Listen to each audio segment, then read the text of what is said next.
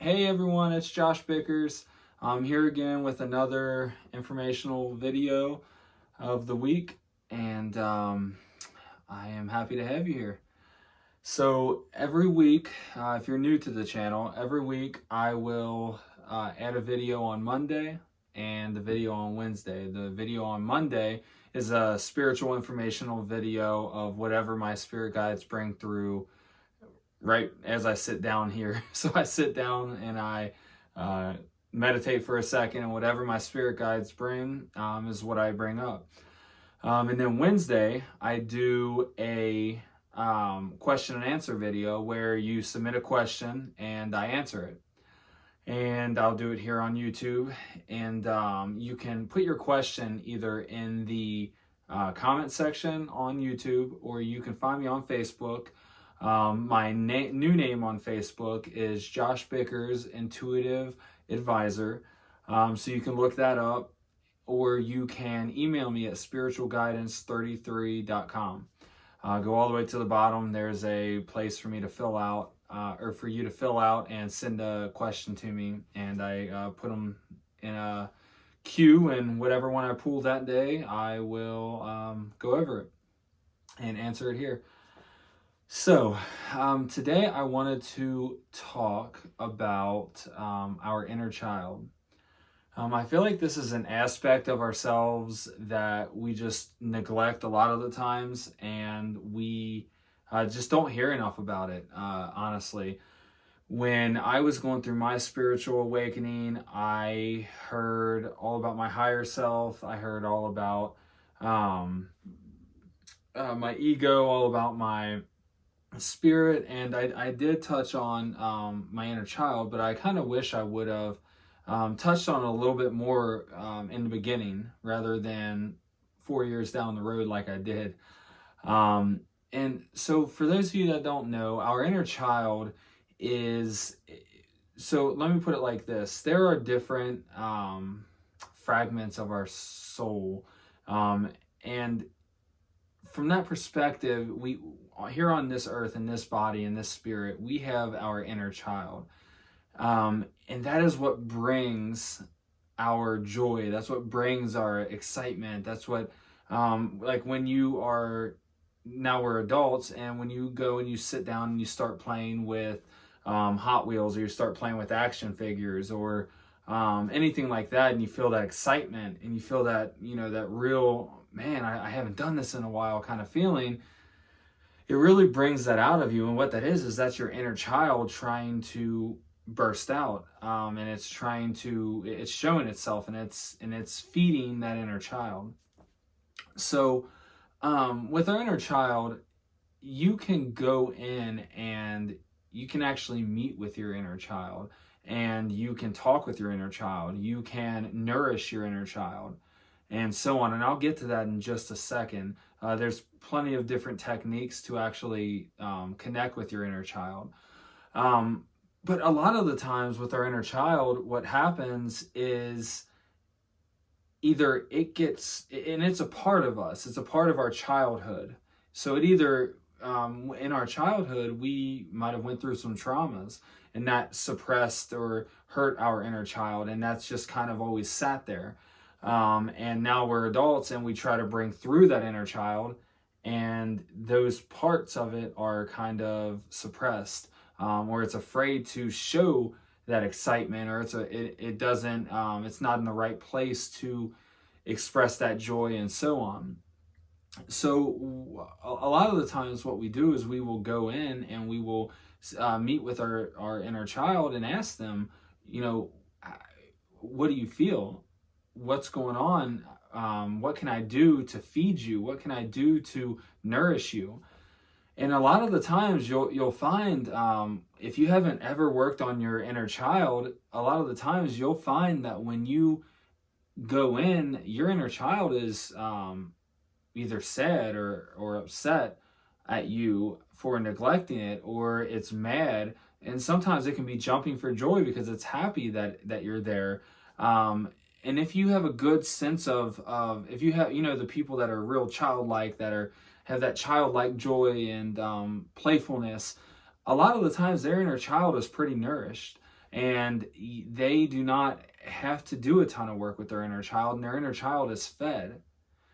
But when it comes to people that don't feed their inner child, it gets kind of suppressed. And that's why sometimes when we become an adult, like the people that are old, grumpy adults, you know, a lot of the times they forgot about their inner child, and their inner child's in there just kind of upset, shriveled up, and not really that happy. So I think you get the gist of what I mean by an inner child. So one thing that we can do to help nourish our inner child is to play with toys. You can play with, you can go play with some Hot Wheels. You can play a video game.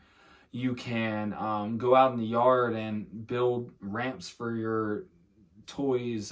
You can do things a little bit less, that kid-like. And even just going swimming and playing around in a swimming pool, or going and laughing with your friends,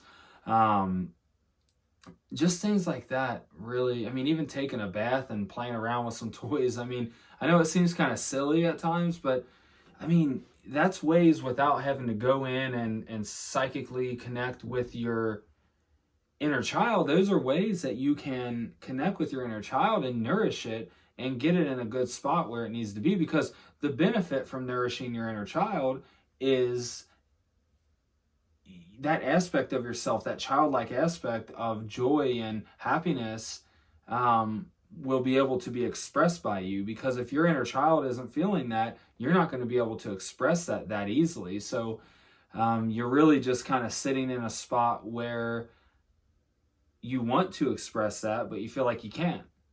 And a lot of the times that's because your inner child is not feeling it, or there's a trauma that needs to be taken care of with your inner child, or there is just a lack of nourishment. And for years you haven't nourished it, and then now all of a sudden you're saying, I want to be more childlike. I want to activate I want to feel like I did when I was a child. And a lot of the times you actually have to go in to yourself and meet with your inner child and speak with them. And I'm going to get into that in 1 second, but along with that, if you do enough childlike activities, you can nourish it sometimes, and you can bring it to life again and bring that spark back. But sometimes there is a point where it doesn't work, and you have to go in. So there's different ways. There's a bunch of different ways, and you can be as creative as you want with this. These are just a couple of activities that I have to get in touch with your inner child. So one of the best ways that I've found is for anyone that doesn't know, I'm very clairvoyant, which means I can see spirit, I can see visions, and so on. And what I do is I went into a deep meditative state. I relaxed. I got into that state, and I said I would like to see my inner child. And when I did, my inner child showed itself at a park that I used to play at. And the scene behind him was gray. It was all black and white. And I realized that I was neglecting him. And I got the feel, and he was kind of, dragging his feet and lonely because I didn't ever check in, and I was neglecting that part of myself. So when I started speaking with him, and I want to say, I'm a male, my inner child is a male. If you're a male or a female, so if you're a male, your inner child can be a girl as well. If you're a woman, your inner child can be a man, or a child, a boy. So don't get caught up on that if you go in and you're like, hold on, I'm a guy, but that's a girl, or vice versa. So I started speaking with him, and I realized he was down because I have neglected him. But what I did is I went on the swings, and I swung with him. I went down the slides with him. I played tag with him. And I did all that. And astonishingly enough, when I started to do that, the scene started to gain color. My inner child started to get happy and show happy emotions and was more upbeat, and everything came to color. By the time I left, everything was of the right color, vibrant colors. And he was happy. And I left with the understanding that, hey, I'm sorry that I neglected you, but I will be back. And I'll check in from time to time to see how he is, and try to nourish that part of myself. Now you can, and there's other ways, and I'm going to get into that in a second, but now you can nourish tons of different parts of yourself, like you're nourishing your inner child. So I mean, even your anger, or your you can give your anger a avatar and nourish that, or your emotions, you can do it that way. And every one of your chakras, you can do that. So I mean, there's tons of different ways you can fragment yourself off and work on those aspects of yourself. So another way that I saw that was actually kind of cool is, it's kind of like automatic writing. And for people that don't know what that is, it's where people will kind of go into a meditative trance-like state and just allow their guide, or they just start writing, and they allow their guides to, or whoever it is, bring through what they want to write, on a piece of paper. So they will start writing, and it may be them at first. Maybe today I did this and this, and then eventually by the second or third line, it ends up being a message that their spirit guides are writing to them. And there's different cues that you can use, such as I am, and then write out whatever comes, or I need to work on blah blah blah, or my inner child blah blah blah, and so on. So you can do that, and that's a sense of automatic writing. And a lot of the times you'll be surprised at what comes up with that. Some people like to write with their left hand, because when you write with your left hand, it's more of your subconscious writing. It's more of an intuitive writing. Your right hand is more here, and you're used to demanding it, this, or to using it and controlling it. This one, you're not. Whatever your non-dominant hand is. So what a lot of people have done, or one method that I've seen done, and I've seen a lot of people do it, and I thought it was amazing, is where you sit down and you kind of just say, okay, inner child, this is your time. I want to speak with you. Can you please come through? And set the intent. Look, we're going to write this letter, and I want you to write that letter to me. You want your inner child to write that letter to you. So you sit down and you write, and you start writing letter from inner child, and then you just start going, and you just write, and then maybe write a page, or a paragraph, or a sentence, whatever comes through, and then just read it, and read it over, and just sometimes people don't even know what they had written down on the piece of paper until they are done, and then they put the pen down, and they're like, wow, I wrote a whole bunch of words, and I don't know what it means. Let's read it. And you'll read it, and it's an amazing letter from your inner child. I've seen a lot of people that's written them. I mean, their spirit guide, or not spirit guides, their inner child was kind of just real childlike and goofy, and making jokes and stuff. I've seen others where they're cranky and whiny because they're a kid and they've been neglected, and so on. So I've seen a bunch of different examples. So don't expect anything. Just go in, and whatever comes through, just ride with it, and allow your inner child to tell you how it feels, and nourish it. It really is as simple as just playing with them, or nourishing that child part of you, with the exception of if there's a trauma that happened in childhood, that inner child may be traumatized by that, and then you do need to work on that, and there's ways to work on that. I think I made a video, I don't remember the name of it, but I think I made a video a few weeks ago that was talking about how to work on our past traumas and so on. So And if you have any questions about that, write it in the question or write it down in the comments, and I'll try to answer them, or find me on Facebook and I'll try to answer. So yeah, I mean, we can all really benefit from our inner child. I mean, you see the people that are all business, there's no fun there.